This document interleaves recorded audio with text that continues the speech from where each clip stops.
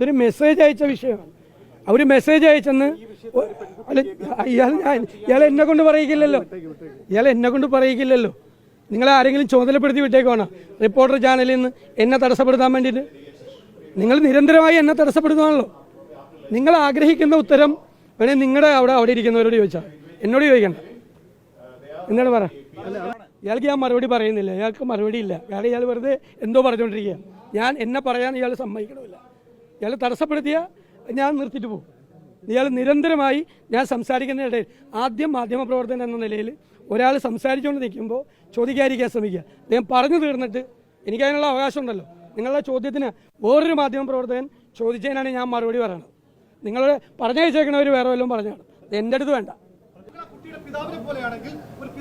അല്ല, അത് നിങ്ങൾ പല മൈക്കിൽ പോയി പ്രസംഗിക്കും. ചന്തയിൽ അങ്ങ് പരിഹരിച്ചെന്നാണല്ലോ പറഞ്ഞ. പരിഹരിച്ചത് എന്താണെന്ന് പറയൂ. എന്താണെന്ന് സൗകര്യമില്ല. നിങ്ങളോട് എനിക്ക് പറയാൻ സൗകര്യമില്ല. എന്നോട് പറയണ്ട, ബാക്കിയുള്ള മാധ്യമങ്ങളോട് പറയാം. നിങ്ങളുടെ അജണ്ട വേറെയാണ്. നിങ്ങളുടെ അജണ്ട വേറെ. ആ അജണ്ടയായിട്ട് എൻ്റെ അടുത്ത് വരണ്ട. റിപ്പോർട്ടർ TV യുടെ അജണ്ട വേറെയാണ്. ആ അജണ്ടയായിട്ട് എൻ്റെ അടുത്ത് വരണ്ട.